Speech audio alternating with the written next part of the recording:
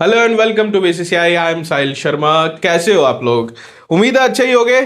Class 10th में स्वागत है और फाइनली क्लासेस स्टार्ट हो चुकी हैं, तो हम भी अपनी क्लास लेके पहुंच गए आपके सामने।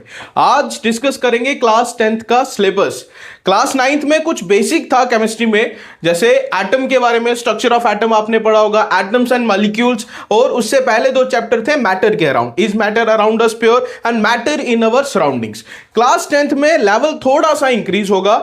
एटम यहां पे आपने एलिमेंट्स पढ़े थे, फर्स्ट 20 एलिमेंट्स आपने पढ़े थे, अब वहां पे केमिकल कंपाउंड की रिएक्शंस आ जाएंगी, कंपाउंड फॉर्मेशंस आ जाएंगी, बट ये क्रिस क्रॉस मेथड से थोड़ा सा अलग रहने वाला है as compare to class 9th। तो कौन कौन से चैप्टर हैं, let's start the video. First chapter आपका रहेगा केमिकल रिएक्शंस एंड इक्वेशंस। मैंने शॉर्ट में लिखा है क्योंकि मेरा काम यहां पे समझाना है। चैप्टर का नाम तो किताबें में मिल जाएगा। तो पहला नाम है chemical reactions and equations. Chemical reactions के बारे में थोड़ा बहुत कंसेप्ट था क्लास 9th में। लॉ ऑफ कंजर्वेशन मास आपने पढ़ा था, स्टेटमेंट आपने पढ़ी थी law of conservation of mass की। Mass can neither be created not be destroyed but it can be change from one form to another form. उसी की एक स्टेटमेंट और भी है, mass of the reactant is always equal to the mass of the product. उसका application है chemical reactions and equation में। कैसे?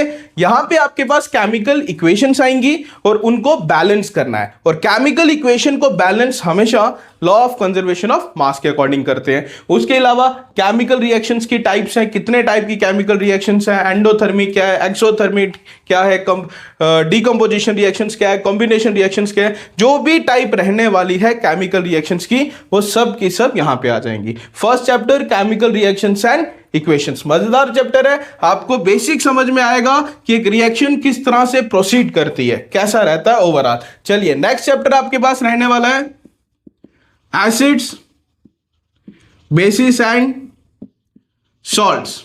हल्का फुल्का क्लास 8 में आया था। ऐसी चीजें जो H पॉजिटिव आयन डोनेट करती हैं वो क्या होते हैं? एसिड्स। जो OH नेगेटिव आयन डोनेट करेंगे एक्वस सॉल्यूशन के अंदर वो आएगा बेसिस। और जब एसिड्स एंड बेसिस एक दूसरे के साथ रिएक्ट करते हैं देन सॉल्ट की फॉर्मेशन होती है। क्या इतना सा ये चैप्टर है? बिल्कुल नहीं। ऐसी चीजें भी है जिनमें H पॉजिटिव होता ही नहीं है, ऐसी चीजें हैं जिनमें OH नेगेटिव नहीं होता, तो उनको हम किस कैटेगरी में रखें? एसिड एंड बेस, क्योंकि H positive and OH negative तो है ही नहीं।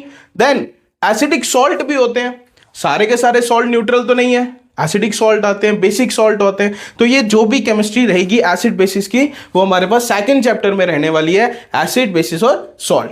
थर्ड चैप्टर रहेगा आपके पास metals and non metals. Periodic table के अंदर कुल मिला के आज की डेट में अप्रोक्सीमेटली 118 एलिमेंट्स हैं।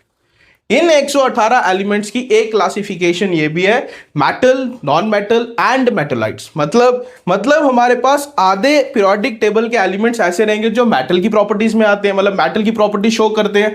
कुछ एलिमेंट्स जो है वो नॉन मेटल की प्रॉपर्टी शो करते हैं, और बीच में कुछ एलिमेंट्स ऐसे हैं जो मेटल और नॉन मेटल दोनों की प्रॉपर्टी शो करते हैं। तो इस चैप्टर के अंदर मेटल की प्रॉपर्टीज हम देखने वाले हैं, सोंड्रस क्या होता है, डक्टिलिटी क्या होता है, मेलेबिलिटी क्या होता है, और कौन सी प्रॉपर्टीज है जो नॉन मेटल शो नहीं करते, इनकी एक्सेप्शंस क्या क्या रहने वाली है। For example metal usually solid होते हैं एक्सेप्ट मरकरी। मरकरी आपने देखा होगा कैसा है? लिक्विड। तो ये मेटल और नॉन मेटल की एक्सेप्शंस, इनकी chemical properties as well as physical properties chapter number 3 के अंदर रहेगा। और यकीन मानिए बहुत ही आसान चैप्टर रहने वाला है, metals and non metals. And last chapter, last but not the least, carbon and it's compounds. Class 10th में मोस्ट इंपॉर्टेंट चैप्टर रहेगा कार्बन एंड इट्स कंपाउंड्स, क्योंकि ये वो चैप्टर है, ऐसा बोल सकते हैं कि carbon and it's compounds organic chemistry का इंट्रोडक्शन है जो क्लास 10th में है। क्योंकि क्लास 11th में जाके जो भी चीजें इस चैप्टर के अंदर आप पढ़ोगे, क्लास 11th में 2 चैप्टर्स में वो कन्वर्ट हो जाएंगी। मतलब यहां पे जो था वो नेक्स्ट कवर करने के लिए 2 चैप्टर्स लगेंगे, और सेम ये सारी चीजें जाके क्लास 12th में 5 चैप्टर बनाएंगे ऑर्गेनिक केमिस्ट्री के।